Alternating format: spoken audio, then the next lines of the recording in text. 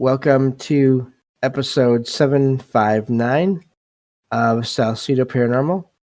I'm your host, James Salsido, and tonight I'm sharing experiences, true paranormal stories from the web. As always, you can find all episodes of the show, along with links to social media, ways to listen to the show, and ways to support the show at the website, which is salsidoparanormal.com. That's SALSIDO paranormal.com. And also, please check out all the episode descriptions for links to friends of the show, including Jen, the Arcane Observer, who has her own channel and is the co-host of this podcast with me on the weekends, and also Michael Strange of Trouble Minds Radio, if I could talk. Both the show and the network, KUAP, Digital Broadcasting.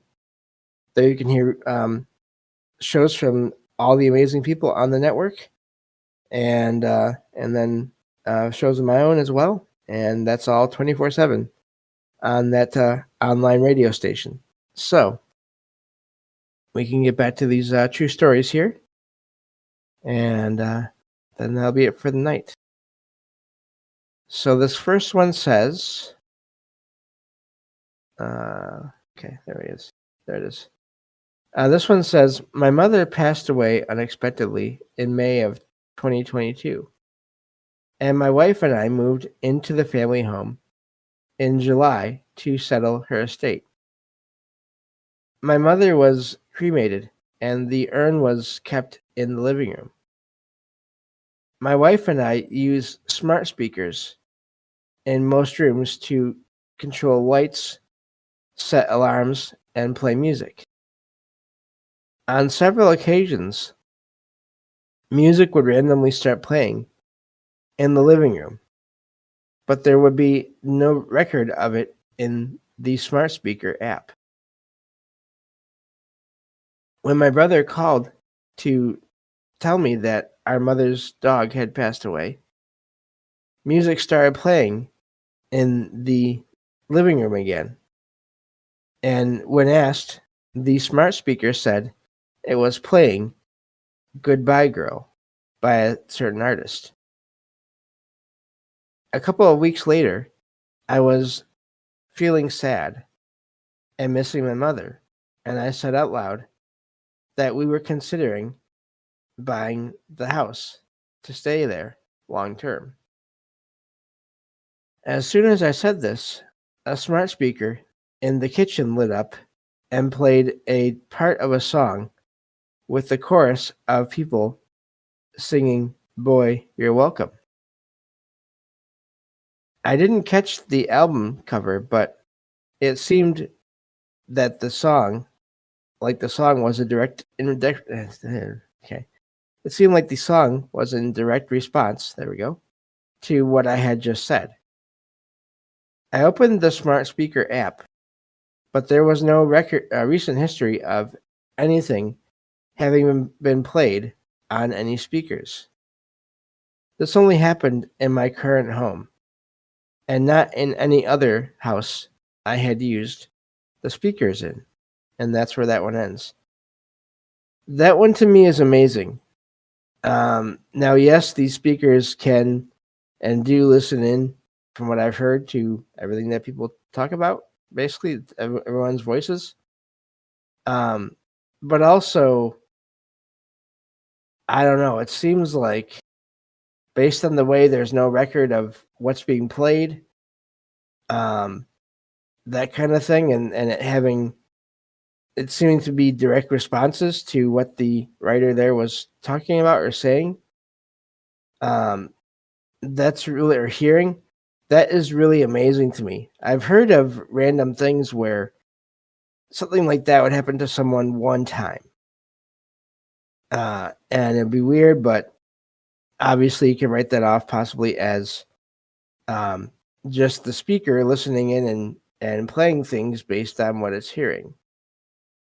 But it sounds like this happened multiple times, but also, as the writer said there at the end of that post, they never had this issue with these devices in previous homes.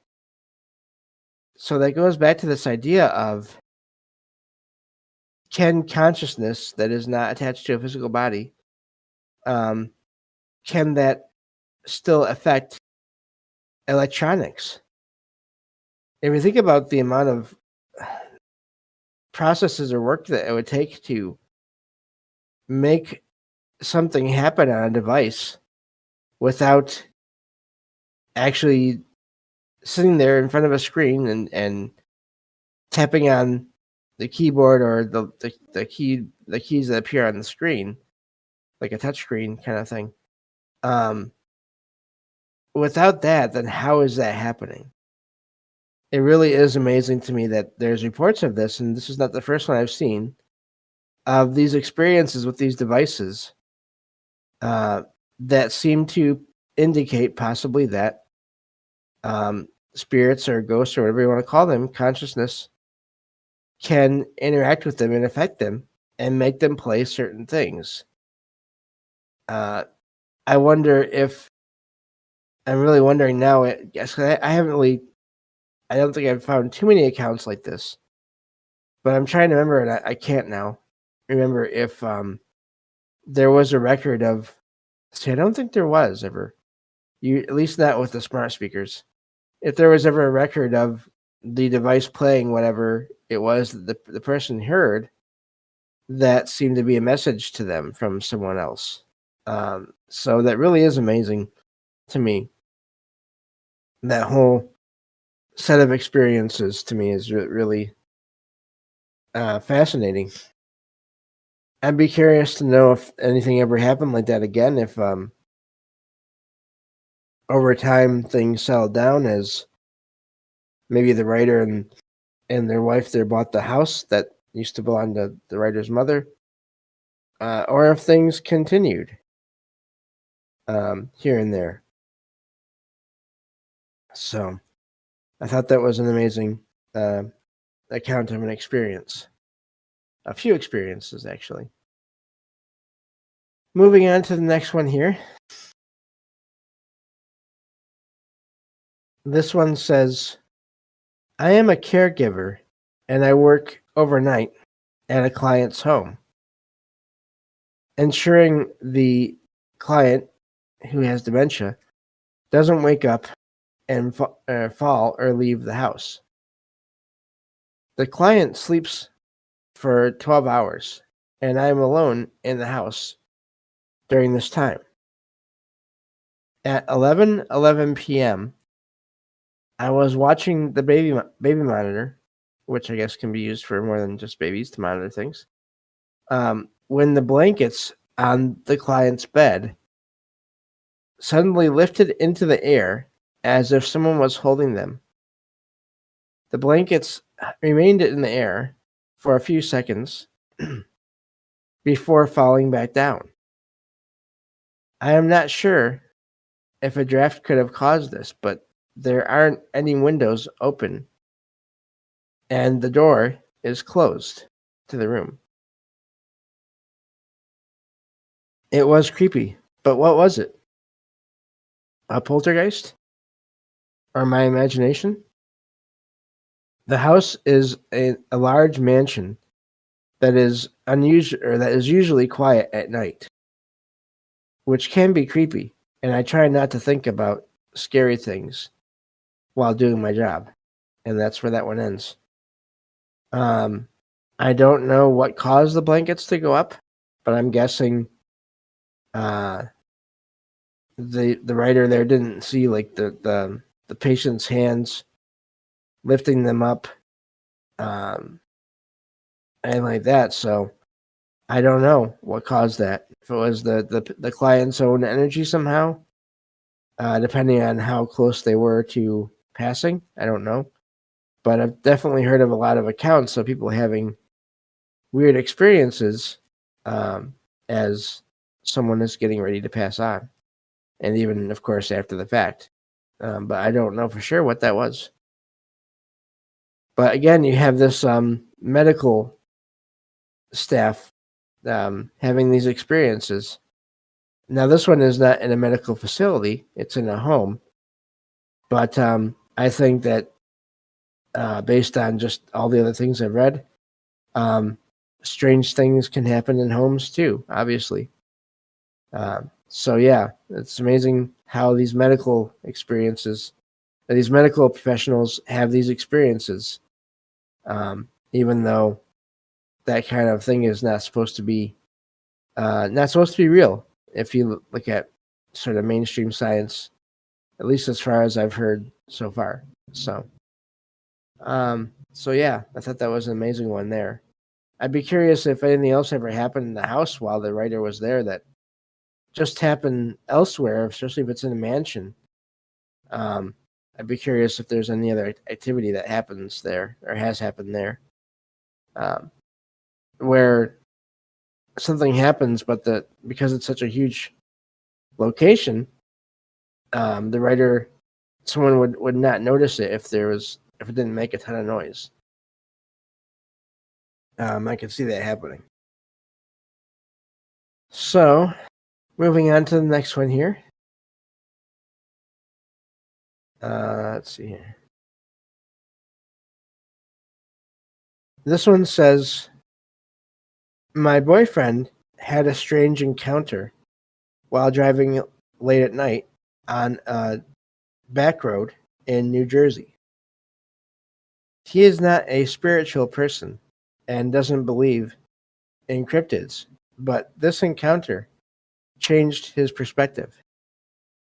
It happened when he was driving alone and suddenly saw something move across the road.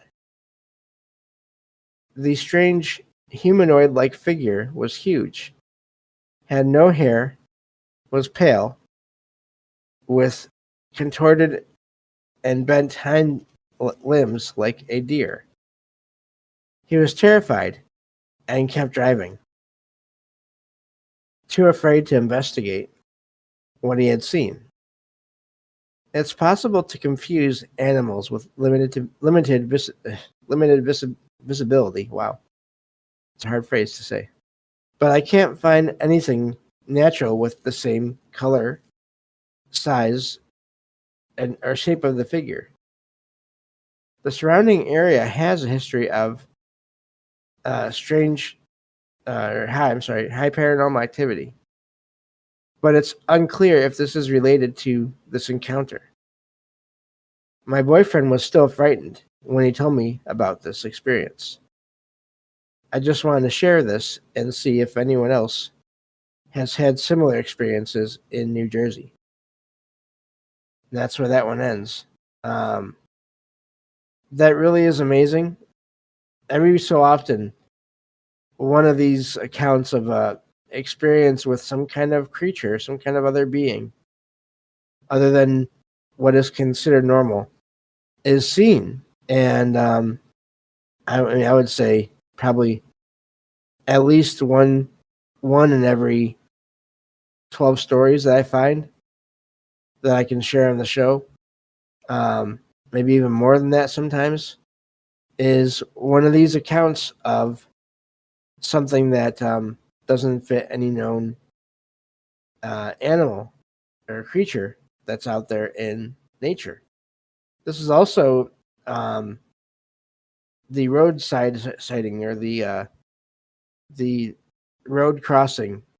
This is really common too with some of these sightings of different beings and all that. So I'm wondering if what kind of natural features were around the road. If it was sort of near the woods or not. I can't remember if it said, but either way, roadside experiences on roads is not uncommon at all. So, moving on to the next one here. This one says, I have had some unusual experiences in my house over the past year, which I attribute to my grandmother, who passed away 5 years ago, in a playful manner. The experiences, I guess. About 10 years ago, I lost my reading tablet, which I used to read on every night before bed and sometimes took downstairs in the morning. Despite searching the entire house, I couldn't find the tablet for 10 days. Tonight, while looking for my wallet, which my husband had misplaced, I jokingly said out loud, "Grandma, give it back," and went back upstairs to finish bedtime with my kids. As I was bending down to look under my nightstand for my wallet, I saw the tablet leaning against the leg of the nightstand. I am sure that I would have noticed the tablet if it had been there for 10 days. And it was an invisible location next to my chargers and had its screen facing the bed. I had previously searched under the bed, under the mattress, and behind the bed without finding the tablet. Did my grandma hear me and put the tablet there for me? And that's where that one ends. And yeah, those are good questions. It seems possible. I find it sort of ironic or funny that the writer there makes sure to point out that their husband was the one that misplaced their wallet, so they're not connecting that to anything paranormal. Which I like when people can do that, and but also I find it ironic that the thing that they were looking for was not the thing they found. The thing they were looking for was something they'd given up looking for recently. So that really is amazing. And I've read so many accounts similar to this where objects go missing. And in some cases, they do return or they do appear again. And sometimes right where they were left, or other times not right where they were left. And other times they don't ever come back at all. So that really is a neat experience there. I'm hoping that they found their wallet and everything.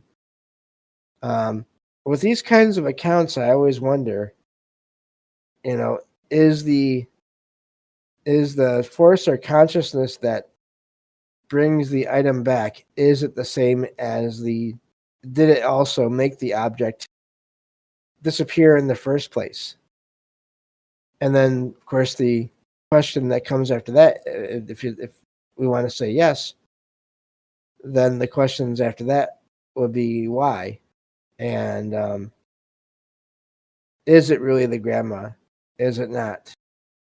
And I don't think there's any way to know unless you're maybe the person who is getting a sense or a feel of the energy that's around you and can sort of tell that it's your loved one that had passed. I don't know. But so that was a neat one there. Moving on to the next one here. This one says, I recently attended a funeral for a friend who had passed away. After the funeral, my mom called and told me to take a bath before going to bed. She didn't say exactly why, but she is somewhat superstitious. The next day, at around 6 to 7 p.m., I was in my room on the bed when my mom called again to ask how I was doing. As she was talking, my bedroom door suddenly closed by itself, despite the windows being closed. At first, I thought it was just the wind, but then the phone line started to cut out, making it impossible for my mom and I to hear each other. This was the only unusual event that happened that night. But I have had other strange experiences, such as lights turning on by themselves and the volume on my phone adjusting without explanation. I don't know what to make of these events. What do you all think is going on here? And of course, I have no idea for sure. Um, of course, anyone that has just lost someone is going through a lot. And I wonder if the energy can lead to things happening, even if it's not necessarily the individual that passed on, sort of coming back to leave signs in a way. Not to say that that can't happen or the two can't be connected. In other words, a presence that is there of someone that had passed on can't use the energy given off by the person who is going through all these emotions to manifest things. Now, the static on the phone, or not the static on the phone, the way it broke up, I guess that'd be static. That could be, I don't know, it could be some other being that is not the friend trying to, for whatever reason, limit the conversation. I've heard of that before. Or I do wonder if sometimes there can just be, when there's some other consciousness that's there in an area, can that affect the electronics in the area and cause them to do different things? So I have no idea, but I do have one more experience, a kind of an experience here to share. So before we end the show for tonight, this one says, I was around 11 years old and my cousin L was 10 years old when this happened. It was 1977. I was visiting L at her house, which was a duplex, with L's grandparents living in the bottom apartment and L's family living on the top floors. L's grandfather, who was not a very nice person, had passed away the year before in 1976. L and I were playing catch in the laneway. I wonder if they mean the driveway. I don't know. I'm not sure where this was taking place at. When we both stopped to look into the bay windows of L's grandmother's living room, we saw a full-bodied figure slowly materialize in front of the fireplace and mantle, which was translucent and not detailed, but appeared to be wearing an old man's cardigan. I guess that's a kind of sweater. The figure lingered for several minutes, and I felt a strange energy in the air, as if time had stopped. The figure slowly faded away. And we turned to each other in surprise. I asked Elle if she saw it. Elle replied that it was her grandfather. And we ran into the house to tell Elle's mother and grandmother, who laughed it off and attributed it to our imagination. I was frightened because I had never liked Elle's grandfather and even feared him, and I felt like he had come back. 20 years later, I visited Elle so our toddlers could play together, and I asked her if she still remembered the event, and she replied that she did. I have never seen anything like it again. I don't believe in ghosts, but I know I saw one that day.